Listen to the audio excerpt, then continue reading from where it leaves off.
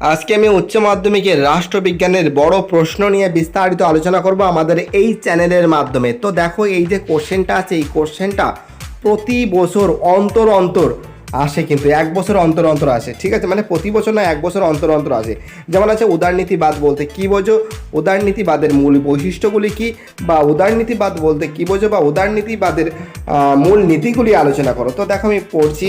উদারনীতিবাদ বর্তমানে একটি জনপ্রিয় মতবাদ। ল্যাস্কি বলেছেন, ইউরোপের ধর্ম সংস্কার আন্দোলন উদারনীতিবাদের জন্মলগ্ন। 20 শতকের প্রথম দিকে এর গুরুত্ব কিছুটা কমে গেলেও বর্তমানে মার্ক্সবাদের বিরুদ্ধে একটা বড় চ্যালেঞ্জ হিসাবে আত্মপ্রকাশ করেছে সংজ্ঞা। উদারনীতিবাদ বা লিবারেলিজম শব্দটি লাতিন শব্দ লেবার থেকে এসেছে। লেবার কথাটির অর্থ হলো স্বাধীন। সুতরাং যে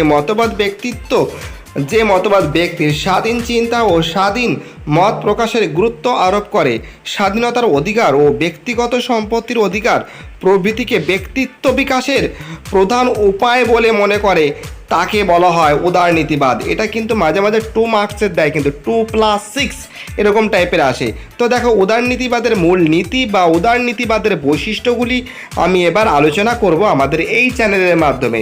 তো এই চ্যানেলটাকে তোমরা অবশ্যই সাবস্ক্রাইব করবে এবং সমস্ত বন্ধুদের মধ্যে প্লিজ শেয়ার করবে। উদারনীতিবাদের বৈশিষ্ট্য বা মূল নীতি বা মূল সূত্র।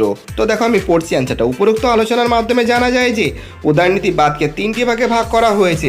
প্রত্যেকটি ভাগেই ব্যক্তির প্রাধান্য প্রশ্নাতীত, কিন্তু সনাতন ধর্মীরা যেমন যথাসম্ভব রাষ্ট্রীয় ক্ষমতা সীমিত করতে চেয়েছেন, অপরদিকে আধুনিক উদারনীতিবিদগণ রাষ্ট্রীয় নিয়ন্ত্রণের প্রয়োজনীয়তাকে স্বীকার করেছেন। উদারনৈতিক মতবাদের প্রকৃতির পরিপ্রেক্ষিতে কতগুলি মূলনীতি বা বৈশিষ্ট্য বা মূল সূত্র নিম্নে উল্লেখ করা হলো। তো দেখো, আমি অ্যান্সারগুলো খুব সুন্দর করে পড়ছি, তোমরা বাড়িতে বসে খাতায় লিখে নোটস করে নেবে। তো দেখো, 1 নম্বরে কি আছে, আইনগত পৌর স্বাধীনতা। উদারনীতিবাদের প্রাথমিক দাবি হলো প্রত্যেক ব্যক্তি নির্দিষ্ট আইন অনুসারে শাসিত হবে। ব্যক্তির পৌর অধিকার রক্ষার্থে আইন সবার উপরে স্থান দিতে হবে। আইনের নিরপেক্ষতা রক্ষার জন্য বিচার বিভাগের স্বতন্ত্র আবশ্যক। তো দেখো, 2 নম্বরের পয়েন্টে কি আছে, রাজনৈতিক সাম্য এবং ব্যক্তি স্বতন্ত্রবাদ প্রতিষ্ঠা। রাজনৈতিক সাম্য বলতে রাজনৈতিক সুযোগ সুবিধা খাদ্যের ক্ষেত্রে সমানাধিকার বোঝায়। এই মতবাদ অনুসারে জাতি, ধর্ম, বর্ণ, স্ত্রী, পুরুষ, ধনী, নির্ধন নির্বিশেষে প্রত্যেকটি প্রাপ্তবয়স্ক নাগরিকের ভোটদানের অধিকার থাকবে এবং রাষ্ট্রীয় কার্যে অংশগ্রহণের সুযোগ থাকবে। এর পাশাপাশি ব্যক্তি স্বাতন্ত্র্য প্রতিষ্ঠান হলো উদারনীতিবাদের আরেকটি উল্লেখযোগ্য লক্ষ্য বা নীতি। বেনথাম মনে করেন ব্যক্তির স্বার্থই হলো প্রকৃত স্বার্থ। এই মতবাদ ব্যক্তির পূর্ণ স্বাধীনতার সম্প্রসারণ চায়। 3 নম্বরে কি আছে, জনসম্মতি। রাষ্ট্রের সমস্ত রকম ক্ষমতার উৎস হলো জনসম্মতি। উদারনীতিবাদ মনে করেন ব্যক্তির শক্তিকে উপেক্ষা করে রাষ্ট্রশক্তি স্বীকৃতি লাভ করতে পারে না। এই জন্য সর্বজনীন ভোটাধিকারের মাধ্যমে প্রতিনিধিত্বমূলক শাসন ব্যবস্থার প্রতিষ্ঠার কথা বলা হয়। 4 নম্বরে কি আছে, পৌর ও রাজনৈতিক অধিকারের স্বীকৃতি। উদারনৈতিক মতবাদ জীবনের অধিকার, বাক ও মত প্রকাশের অধিকার, শিক্ষার অধিকার, ধর্মের অধিকার, পরিবার গঠনের অধিকার, নির্বাচনে ভোট দেওয়া ও নির্বাচিত হওয়ার অধিকার, পরিবার গঠনের অধিকার প্রভৃতি পৌর ও রাজনৈতিক অধিকারগুলি গুরুত্বপূর্ণ অধিকার হিসাবে স্বীকৃতি দেওয়া হয়। তো দেখো, আমাদের নেক্সট পয়েন্ট কি আছে, 5 নম্বরের পয়েন্ট আছে। উদারনীতিবাদী তত্ত্বগোষ্ঠীর মতে উৎপাদন ও বন্টনের ক্ষেত্রে অবাধ প্রতিযোগিতা সমাজ বিকাশের চাবিকাঠি। অবাধ বাণিজ্য নীতি, সমস্ত রকম শুল্ক বাধা নিষেধ অবসান, চুক্তির স্বাধীনতা, ব্যবসা বাণিজ্য সংগঠনের স্বাধীনতা ছাড়া অর্থনৈতিক স্বাধীনতা অর্থবহ হতে পারে না। বলা বাহুল্য, অ্যাডাম স্মিথ ও রিকার্ডো অর্থনৈতিক স্বাধীনতার উপর গুরুত্ব আরোপ করেছেন।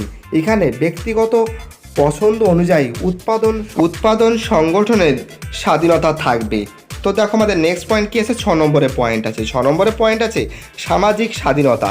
সামাজিক সম্পর্কগত কৃত্রিম বৈষম্য দূর করার জন্য উদারনীতিবাদ সামাজিক স্বাধীনতার দাবি তোলে।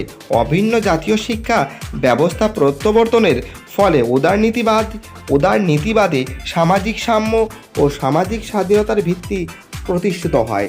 এখানে স্ত্রী, পুরুষ, জাতি, ধর্ম, বর্ণ, ধনী, নিধন নির্বিশেষে সকলেরই সমান স্বাধীনতার অধিকারকে বোঝানো হয়েছে। তো দেখো আমাদের নেক্সট পয়েন্ট আছে 7 নম্বরের পয়েন্ট, ব্যক্তিগত স্বাধীনতা। ব্যক্তিগত স্বাধীনতা হলো উদারনীতিবাদের মূল কথা। ব্যক্তিগত স্বাধীনতা বলতে চিন্তার, মত প্রকাশের ও মুদ্রণের স্বাধীনতা, বিবেক বুদ্ধির দ্বারা পরিচালিত হওয়ার স্বাধীনতা, ধর্মীয় বিশ্বাসের স্বাধীনতা প্রভৃতি বোঝানো হয় বা বজায় রাখা হয়।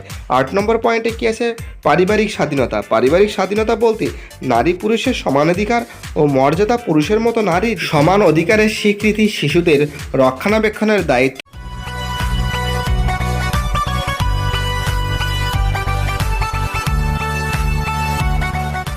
গ্রহণ করা প্রভৃতি বোঝানো হয়। উদারনীতিবাদে এইরূপ পারিবারিক স্বাধীনতার কথা বলা হয়েছে। 9 নম্বর পয়েন্টে কি আছে, ফ্যাসিবাদ বিরোধিতা। উদারনীতিবাদের ব্যক্তি স্বাধীনতার বিরোধী, সব রকম বলপ্রয়োগ, বিদেশি শাসন ও কর্তৃত্ববাদী শাসনের বিরোধিতা করা হয়। ফ্যাসিবাদী তত্ত্বের একদলীয় একনায়কের শাসন, ব্যক্তি পূজা, গণতান্ত্রিক ও প্রতিক্রিয়াশীল কার্যকলাপ, জাতিবিদ্বেষ, অগ্রাসী যুদ্ধনীতি প্রভৃতির উদারনীতিবাদ ধিক্কার জানানো হয়। পরের পয়েন্টে কি আছে, 10 নম্বর পয়েন্ট, স্বাধীন ও নিরপেক্ষ বিচার ব্যবস্থা। তো দেখো এখানে কি বলা আছে, উদারনীতিক গণতন্ত্র সমাজে ন্যায় বিচার প্রতিষ্ঠার জন্য আইন ও সংবিধানের পবিত্রতা রক্ষার জন্য শাসন বিভাগ ও আইন বিভাগের স্বৈরাচারিতা থেকে জনগণের অধিকার রক্ষার জন্য স্বাধীন ও নিরপেক্ষ বিচার ব্যবস্থার উপর গুরুত্ব আরোপ করে।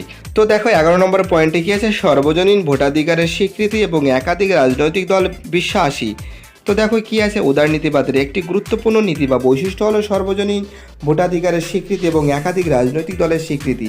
সর্বজনীন ভোটাধিকারের প্রয়োগের সুযোগ এবং একাধিক রাজনৈতিক দল থেকে পছন্দ মতো প্রার্থী বাছাইয়ের সুযোগ পাওয়া যায়। এর ফলে গণতান্ত্রিক সরকারের প্রতিষ্ঠাতা এবং গণসার্বভৌমত্ব প্রতিষ্ঠার মাধ্যমে উদারনীতিবাদে স্থায়িত্বশীল শাসন ব্যবস্থা প্রতিষ্ঠাতা করা সম্ভব হয়। তো দেখো 12 নম্বর পয়েন্টে কি আছে, জনকল্যাণকারী রাষ্ট্রনীতি। উদারনীতিবাদ জনকল্যাণকর রাষ্ট্রের আদর্শে বিশ্বাসী। স্লেজিংগার এর মতে জনকল্যাণমূলক রাষ্ট্র ব্যবস্থায় সরকার সকল নাগরিকের জন্য শিক্ষা, কর্মসংস্থান, বাসস্থান, সামাজিক নিরাপত্তা, চিকিৎসা প্রভৃতি ব্যবস্থা করে। জনকল্যাণকামী রাষ্ট্র শ্রমিক কল্যাণে আইন প্রণয়ন করতে পারে। তো দেখো 14 নম্বর পয়েন্টে কি আছে, একাধিক রাজনৈতিক দলের অস্তিত্ব। আধুনিক উদারনীতিবাদ জনগণের সকল আশা আকাঙ্ক্ষাকে বাস্তব রূপ দেওয়ার স্বার্থে ক্ষমতাসীন রাজনৈতিক দলের স্বৈরাচারিতাকে ব্যবহৃত করার প্রচেষ্টা এবং সামাজিক জটিল সমস্যাগুলিকে সর্বসমক্ষে তুলে ধরার অবাধ প্রয়াসে একাধিক রাজনৈতিক দলের অস্তিত্বে আস্থাশীল। তো দেখো 14 নম্বর পয়েন্টে কি আছে, শান্তিপূর্ণভাবে সরকারের পরিবর্তন। উদারনীতিবাদ বৈপ্লবিক ও হিংসাপূর্ণ পদ্ধতিতে বিশ্বাসী নয়। এই মতবাদীরা সংবিধানের নিয়ম অনুযায়ী অহিংস পদ্ধতিতে এবং শান্তিপূর্ণভাবে নির্বাচনের মাধ্যমে জনগণ কর্তৃক সরকার পরিবর্তনের আস্থাশীল। 15 নম্বর পয়েন্টে কি আছে, জনমত গঠন। উদারনীতিবাদ সুষ্ঠু ও সবল জনমত গঠনের সহায়ক। আর জনমত যদি সুষ্ঠু না হয় তাহলে গণতন্ত্রের অপমৃত্যু ঘটে। তো দেখো 16 নম্বর পয়েন্টে কি আছে, বহুত্ববাদী সমাজ প্রতিষ্ঠা। উদারনীতিবাদ বিশ্বাস করে রাষ্ট্রের বদলে বহুত্ববাদী সামাজিক প্রতিষ্ঠানের মধ্যে দিয়ে ব্যক্তি ও গোষ্ঠী নিজেদের পারস্পরিক আশা আকাঙ্ক্ষা বাস্তবায়িত করার সুযোগ পায়। 17 নম্বর পয়েন্টে কি আছে, বিশ্বায়নে বিশ্বাসী।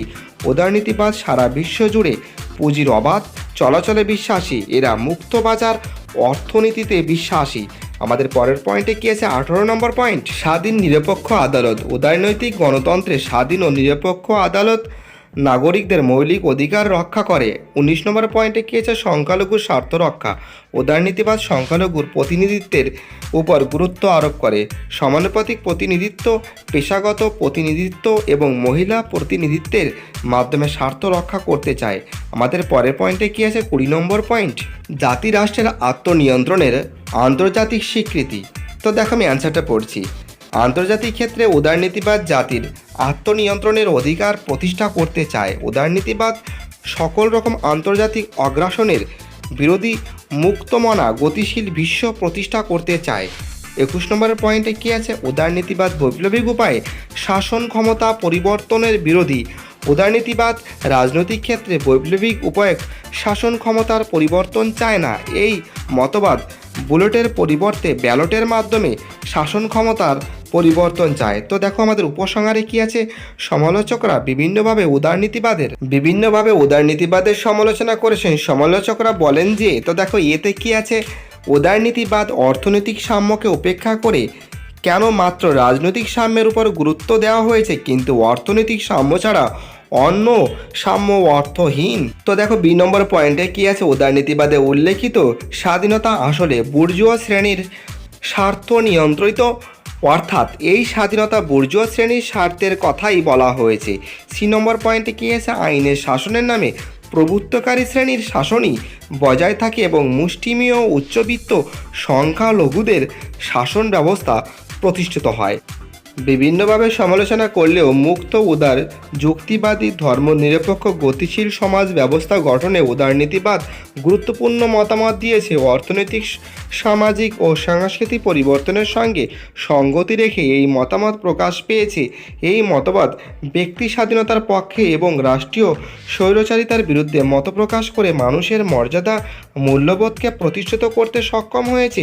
সেজন্য বর্তমান বিশ্বায়নের সুযোগে উদারনীতিবাদের গুরুত্ব ও তাৎপর্যকে অস্বীকার করা যাবে না। বিশ্বের বিভিন্ন দেশ আজ এই তত্ত্ব দ্বারা অনুপ্রাণিত হয়ে তাদের রাষ্ট্র ব্যবস্থার ভিত্তিপ্রস্তর স্থাপন করেছে। তো দেখো আমাদের এই চ্যানেলকে তোমরা অবশ্যই সাবস্ক্রাইব করবে এবং সমস্ত বন্ধুদের মধ্যে প্লিজ শেয়ার করবে। এই নোটসে কিন্তু 21 থেকে 22খানা পয়েন্ট আছে, তোমাকে 21 থেকে 22খানা পয়েন্ট লিখতে হবে না, তোমরা গুনে 8 থেকে 9খানা পয়েন্টের বেশি লিখবে না। এবং ভিডিওটি কেমন লাগলো তোমরা কমেন্ট বক্সে অবশ্যই জানাবে এবং আমাদের এই চ্যানেলকে সাবস্ক্রাইব অবশ্যই